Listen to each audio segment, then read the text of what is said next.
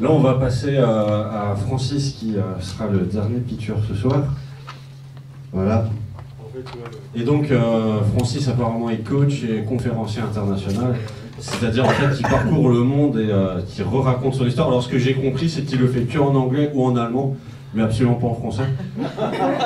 Donc Francis aussi était un peu stressé parce que lui il est venu les mains dans les poches et quand il a vu Pharrell faire son PowerPoint, il s'est dit mince, faut aussi que je fasse un PowerPoint. Est-ce que tu veux boire, Francis ou Ça va, ça ira. C'est bon, tu es prêt, donc je te donne le micro. Voilà. Donc Francis, lui, comparé aux deux autres, et lui il a l'habitude apparemment de ce genre de choses, donc lui il va être très très bien. On compte sur toi. Tu me mets la pression. Bonsoir tout le monde. Alors, j'avais à peine 12 ans, on m'avait diagnostiqué que j'étais nul. Oui, ce diagnostic s'est manifesté de la façon suivante, c'est que j'étais en CM2, que j'avais déjà redoublé, et à ce moment-là, il y avait que deux possibilités, soit aller en 6e classique ou 6e de transition. Alors, pour les moins de 20 ans, ça ne parle peut-être pas 6e de transition, hein, c'est-à-dire c'est l'école des nuls. En alsacien, mon père, je me rappelle très bien, il disait « Esselschule, l'école des ânes », traduction littérale. Alors j'ai fait la 6e de transition et 5e de transition, donc j'étais étiqueté comme nul. Et à l'issue de ces 2 années, encore une fois, il y avait 2 options, la vie active ou faire un CAP. Mais je ne me voyais pas encore à même pas 14 ans, d'aller travailler et de faire plus que ça. Donc j'ai fait un CAP, et un CAP pas loin d'ici, à Molsheim, en électricité, électromécanique, et j'avais un prof d'électricité qui tous les lundis matins nous faisait son cours, et la première ou même les 2 premières heures, c'était souvent, il nous partageait sa vision, sa philosophie, sa vision de la vie. Et je me rappelle d'une chose qu'il avait dit à l'époque, c'était l'avantage des pauvres sur les riches, c'est que nous, les pauvres, nous pouvons rêver d'être riches. J'avais bien aimé ça, et c'est vrai, peut-être que ça continue à valider comme quoi j'étais parmi les nuls. Malgré cette étiquette de nul, eh ben, 13 années plus tard, je suis sorti avec un diplôme d'ingénieur. Et là aussi, diplôme d'ingénieur, plus le service militaire, donc j'avais 26 ans quand j'ai commencé la vie active, au lieu de 14 ans. Là, pas de problème avec un diplôme d'ingénieur dans les années 80 de trouver un emploi, hein, pas comme aujourd'hui. Et j'ai tout de suite trouvé un emploi, j'ai fait une période d'essai de 3 mois, elle a été renouvelée, mais elle n'a pas été confirmée pour comme un contrat à durée indéterminée. Encore une fois, confirmation que finalement j'étais pas fait pour travailler dans ce poste-là. À l'issue de cet emploi, j'étais au chômage, et là aussi, il y avait encore pas mal d'offres, et j'avais 2 options à nouveau, aller à Paris ou aller à Munich. À Paris, c'était Alcatel, à Munich, c'était l'Office européen des brevets. Et bizarrement, mon choix était vite fait. Je dis bizarrement parce que je suis balance, donc c'est pas toujours évident de faire des choix. Mais bizarrement, mon choix était facile, mais le plus dur était d'annoncer mon choix à mes parents. Et quand j'ai annoncé à mes parents que j'avais opté pour l'option Paris, mon père ne pouvait pas comprendre. Il ne pouvait pas comprendre que je refuse un job de fonctionnaire européen avec des conditions, des avantages et surtout un salaire qui était pratiquement le double de ce qu'on me proposait à Paris. Mais voilà, c'était mon choix. T'es nul, quoi. J'étais nul. J'aurais peut-être dû écouter mon père. Et alors, j'arrive chez Alcatel, et comme vous savez, quand vous commencez un travail dans une société, les premières semaines, les premiers mois, c'est toujours très, très sympa, on fait de nouvelles connaissances, très rapidement, on découvre le métier, mais au bout de quelques mois, je sentais que ça n'allait pas, j'étais pas à ma place. Et ce qui fait que j'ai quand même tenu 3 mois, parce qu'il faut 3 ans, pardon, et au bout de 3 ans, j'ai cherché un autre job dans une autre société. Je suis parti pour fuir l'entreprise où j'étais. Je ne parle pas de la société en elle-même, d'Alcatel, mais du poste que j'occupais, j'étais pas à ma place. Arrivé dans cette nouvelle société, pareil, même scénario. Hein, les premiers mois, pareil, nouvelle découverte, c'était sympa, mais très rapidement, je voyais que j'avais pas conscience à l'époque que finalement, j'étais pas à ma place. Et j'ai renouvelé cela encore 2 fois, jusqu'à ce que je découvre un jour que je ne suis pas fait pour ce métier que je faisais à l'époque, Et j'ai donc suivi une formation en communication, c'était donc en janvier 95. Et pour moi, c'était une révélation. J'étais plutôt du genre timide, introverti, et en janvier 95, très mal dans ma peau.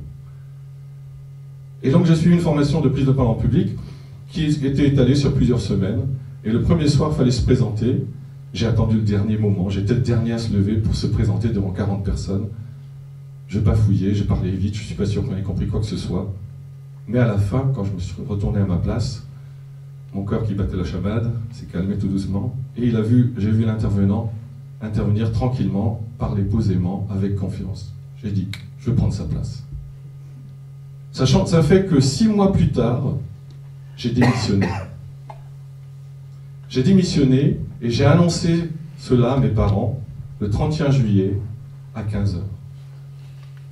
Je me rappelle très bien. Parce que, en annonçant cela à mes parents, je vois encore mon père qui se lève, qui ferme la porte de la cuisine. À l'époque, elle donnait sur la rue, et donc c'était ouvert. Il ne comprenait pas que je démissionne d'un emploi. J'avais un niveau de salaire qui était plutôt confortable, et je démissionne pour aller vers un peu l'inconnu, me former devenir formateur, consultant. Ce qui m'a permis de faire ce saut un peu fou, c'est que jusqu'à l'âge de 35 ans, je fonctionnais plutôt en mode j'avais peur de l'avenir. Quand j'ai commencé à travailler, j'ai mis de l'argent de côté. J'ai même pas osé acheter un appartement parce que prendre un crédit, il faut rembourser le crédit. Je n'ai pas osé faire cela, pourtant je payais un loyer qui était conséquent. Donc j'avais de l'argent de côté. Donc je suis passé d'un mode de peur à plein de possibilités. Parce que tout l'argent que j'avais m'a permis de me payer toutes les formations que j'avais envie, que j'ai découvert. Ce qui fait que ça a duré 1 an, 2 ans comme ça. Et puis bien sûr, à un moment donné, l'argent ne restait plus grand chose. Et à ce moment-là, je me suis mis à mon compte. Et tout doucement, le travail commençait, un peu comme Rémi et Farrell. Au début, l'activité n'est pas là à 100%, il faut bien vivre. Et c'est juste au moment où il ne restait plus grand-chose que l'activité commençait à démarrer. Elle a démarré, et l'argent que je gagnais, chaque fois que je gagnais de l'argent, je me payais d'autres formations, d'autres congrès, et ainsi de suite. Ça a duré quelques années, jusqu'au 14 février 2010. Le 14 février 2010. Là, j'ai fait un burn-out, un peu comme Rémi, mais pour moi, ce burn-out s'est manifesté du jour au lendemain. Je n'avais plus d'énergie, ni physique, ni psychique. Je ne pouvais plus sortir de chez moi. J'étais enfermé, je pense que c'était peut-être un peu pareil pour toi. C'est ça. Je n'avais plus aucune place. Aller au supermarché juste pour faire quelques courses, pour le minimum, pour manger, c'était la croix et la bannière. Et surtout, ce qui était dur, quoi, moi, faire un burn-out? Moi, le coach qui parle d'optimisme, de pensée positive, c'est pas possible. Eh ben si, c'est possible. On a beau être coach, formateur, parler de pensée positive, d'optimisme, eh ben oui, moi aussi ça m'arrive. Et ça, à partir du moment où j'ai commencé à accepter que je ne suis qu'un être humain vulnérable, hein Rémi? Quelqu'un de vulnérable, que j'ai beau être coach, bah oui, moi aussi je peux faire un burn-out, être en mode dépression. Ça, c'était la première étape pour pouvoir m'en sortir. L'acceptation. La deuxième étape, et comme l'a déjà dit Rémi aussi et Farrell, c'est demander de l'aide. À partir de ce moment où j'ai accepté que ça pouvait m'arriver, j'ai commencé à demander de l'aide autour de moi. J'ai appelé ma marraine, Yvette. Elle a toujours été d'un grand soutien. Elle m'a toujours aidé dans la vie, m'a toujours encouragé. Et je lui ai parlé de mon état. Et au moment où on échange, il y a son mari, Eric, qui passe, qui entend et comprend ma situation. Il prend le téléphone et il dit « Francis, ce que tu vis là, je l'ai vécu il y a plus de 20 ans. » Et le simple fait que j'entende ça, je dis « Mais il est encore vivant. Je vais pouvoir m'en sortir. » Ces simples paroles m'ont permis de retrouver l'espoir pour pouvoir m'en sortir. Et je me rappelle très bien qu'après, il a rajouté, ce qui l'a aidé, c'est la méthode Coué, donc pensée positive, le yoga et l'homéopathie. Parce qu'il faut savoir que les consultations chez les médecins, anxiolytiques, antidépresseurs, enfin anxiolytiques surtout au début, et somnifères et tout ça, ça m'a rendu encore plus malade. Mais ces paroles, simplement le fait que de savoir que quelqu'un d'autre est passé par là, qu'il a accepté de montrer sa vulnérabilité, m'a permis de m'en sortir. Parce que le message que j'ai envie de vous faire passer ce soir, c'est ça, c'est d'accepter notre vulnérabilité, nous ne sommes pas parfaits. Et un peu comme Rémi qui dit, voilà, je sais tout, ben moi je suis sorti de diplôme d'ingénieur, je pensais que ça tout savoir. Je me rappelle encore très bien quand j'étais en maths sup, donc quand je suis arrivé en école de mathématiques supérieure, le premier soir, le surveillant général nous a fait un discours en disant, vous faites partie de l'élite de la France. Oh, c'est vrai, je suis le meilleur, je sais tout. Eh oui, non, on a beau faire peut-être partie de l'élite de la France, mais enfin bon, on est des êtres humains avant tout. Et effectivement, ce burn-out m'a permis de prendre conscience d'abord que je suis comme tout être humain, vulnérable. Et Eric m'a donné l'espoir, et après j'ai fait un travail avec un thérapeute pendant 4 mois, à raison d'une séance par semaine. Et ce que j'ai surtout appris avec ce thérapeute, j'ai pris conscience de toutes les erreurs que j'ai faites dans ma vie. Peut-être que je n'ai pas écouté suffisamment mon père.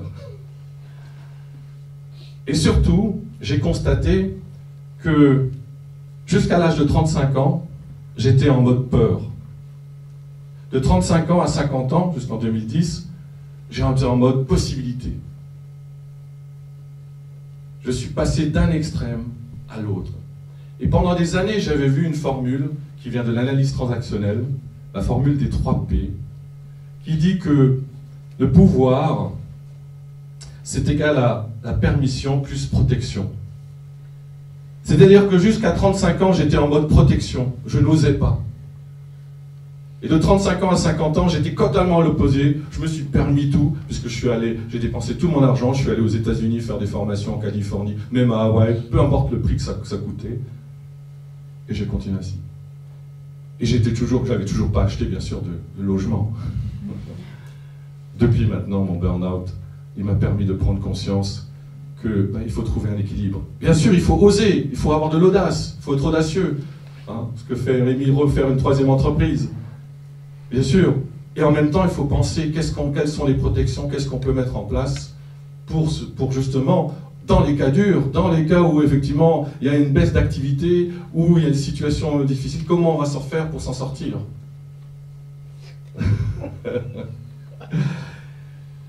Je me rappelle très bien que 3 mois avant mon burn-out, le 10 novembre 2009, comme je regarde souvent la télé allemande, je ne sais pas si y en a d'entre vous qui regardent aussi la télé allemande, il y avait un célèbre footballeur qui s'appelle Robert Enke, je ne sais pas qui connaît dans la salle, pas de footballeur dans la salle, Robert Enke, qui était sélectionné pour la Mannschaft pour jouer au championnat du monde d'Afrique du Sud, je crois.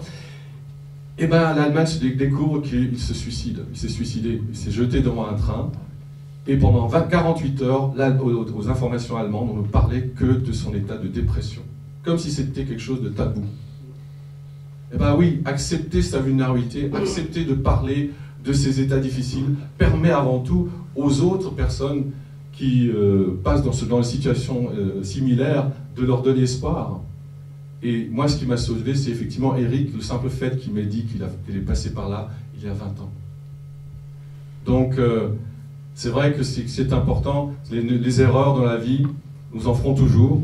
Et je me rappelle très bien Groucho Marx qui disait « Si j'avais à refaire ma vie, je ferais les mêmes erreurs, mais plus tôt. » Et je pense que si j'avais à refaire ma vie, je ferais les mêmes erreurs sûrement, peut-être plus, et j'espère aussi plus tôt, mais avant tout, l'erreur maintenant dans les décisions à venir et les décisions que je prends depuis 2010, c'est que j'ose toujours aller de l'avant, dans des directions nouvelles, et en même temps, je cherche à mettre en place des protections pour que, ah oui, maintenant je n'ai plus 33 ans comme Farrell, un petit peu plus âgé maintenant, quoi.